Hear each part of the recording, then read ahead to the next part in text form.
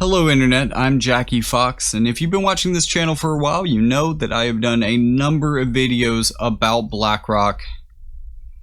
And this one is one of the more interesting that I'm going to do, mainly because James O'Keefe here, whose name you might recognize and might become a little bit more evident when I show you the bias distribution of who covered this. That's right. It's Project Veritas. Now, the thing about Project Veritas is that they are naturally a propagandistic organization.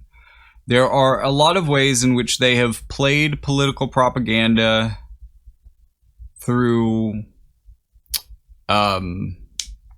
misleading editing of clips and through misleading contextualization of information and just all sorts of things, playing things as if they were smoking guns when they're not. In a way, this kind of feels like that, in that a lot closer to a layman than a person with their own media organization, knew a lot of these things about Blackrock that he's confessing in this video. Like, this is all confirmation of things that I already understand about Blackrock and that I've already said in my previous videos about Blackrock. That being said, and even if O'Keefe had the same understanding, it's different to hear an employee say the quiet part out loud, live and on video. Now, I apologize for how repetitive this video is at any number of times, how often certain clips are repeated, and additionally, I'm going to remove James O'Keefe from the video entirely because his interjections don't really add anything, and maybe in the edit I'll be able to remove some of the repeated sections as well, just to speed things up. So, from now until I come back towards the summation of the video, I'm going to be playing this. Now, if you're wondering why I'm not like playing it some other way, hey look. You can't get to the original video because Twitter has been broken all day. It just doesn't work. You can't, it's not working. Twitter is not working today. Thanks, Musk. Thanks, man. You've made everyone's lives just a little bit worse, even if we aren't Twitter users. You have managed to make decisions at your company that are so toxic that they are actively detrimental to people outside of your user base. How great is that? You are terrible at running a company, sir. Surprising you're involved. Let me tell you, it's not through who's the president. It's who's controlling the wallet. So it's and who's that? The hedge funds, Blackrock, the banks. These guys run campaign financing. Yep, you can buy your candidates. Obviously, we have the system in place. First, there's the senators, and these guys are cheap. You got 10 grand, you can buy a senator. I can give you 500K right now, no questions asked. Yeah. I didn't do this. We're done. Does like everybody do that? Does Blackrock do that? It doesn't matter who wins. They're so good. They're my pocket at this point. All of these financial institutions, they buy politicians. How do they run the world? You acquire stuff. You diversify, you acquire, you keep acquiring, you spend whatever you make in acquiring more. And at a certain point, your risk level is super low. Like, imagine you've invested in like 10 different industries, from food to drinks to like technology, right? One of them fails, it doesn't matter. You have 9 others to back you up. Risk management is inherently in just about everything. And in the finance space, it's all about it's all about the money you make. You don't let it sit. You keep using it over and over, and reinvest. Yeah, and it exponential growth. And then once you just own a little bit of everything, is that where the control? Yeah, you own a little bit of everything, and that little bit of everything gives you so much money on a yearly basis that you can take this big ton of money, and then you can start to buy people.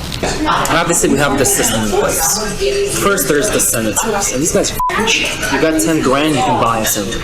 It doesn't matter who wins. You're so right. They're my pocket at this point. I can give you 500k right now, no questions asked. Yeah. I'm gonna do what needs to be done. They're like, yeah, of course. And why not? does like everybody do that? Does Blackrock do that? Like you're kind of like a fucking gatekeeper at Blackrock. Yeah, I am. I decide people's fates. Every fucking day, I literally decide how somebody's life is going to be shaped. That's so powerful. I love it. Yeah, it's I don't know, the whole thing of like domination from a concept is just so interesting. I work for a company called Blackrock. I'm not actually a finance guy. I know what happens because I'm recruiting people who do these things. I'm the person who headhunts people from other firms. So I would approach you and be like, hey, this is a good reason why you should come work for us. Have any thoughts on the Ukraine-Russia war? Ukraine is good for business. You know, right? We don't want the conflict to end. Why? We don't want the conflict to end as a country. The longer this goes on, the weaker Russia is. I'll give an example. Russia blows up Ukraine's grain silos. Price of wheat's gonna go mad up. So what are you gonna do if you're a trading firm? The moment that news hits, within a millisecond, you're gonna pump trades into whoever the wheat suppliers are, into their stocks. Within an hour or two, that stock goes up, and then you sell, and you just made, I don't know, however many mil. I just want to break in real quick here to say that sounds a suspiciously large amount like a pump and dump scheme, which usually require the coordination of a lot of people to pump a stock before all dumping it.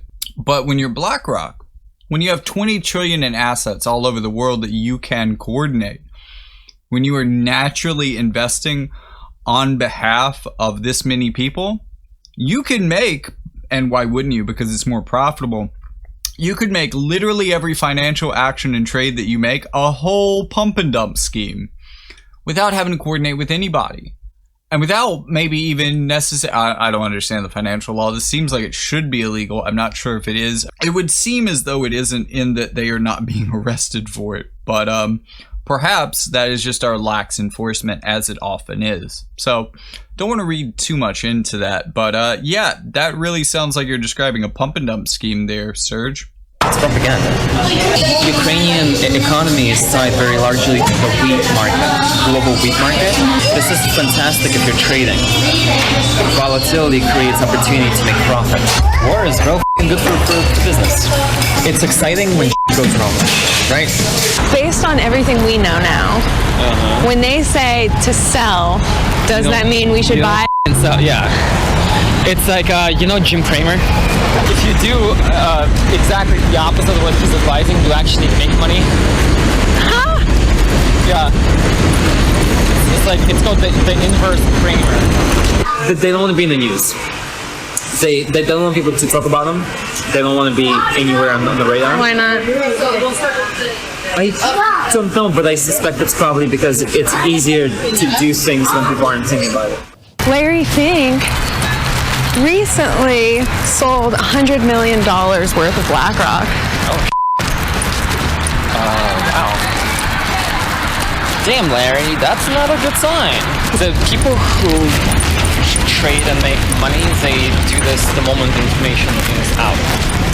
And that info is typically disseminated at private levels first before it hits the mainstream. If you want to invest smart, there's a tracker that tracks all politicians and where they have their stocks. Preemptively, if we think the stock price is going to tank, we're going to sell so that we sell it high, it tanks, and we buy back. And we didn't make, but we preserved a few mil. But perhaps from what he said before that, it really makes it sound like insider trading is the fucking rule, not the exception within the elite circles, which is just fucking fantastic, isn't it? You gotta love it. Oh, so good. You're like an undercover reporter. Really? No, don't people worry about this stuff? No, people don't give a shit. This is beyond them. It's at this point in the video that I'm realizing that once I edit out all of James O'Keefe's grandstanding and all of the repeated footage, I will actually probably have a video that is shorter and more succinct than the original. So without any further analysis, I'm going to end this one here and give you the video that perhaps O'Keefe should have. See you in the next one.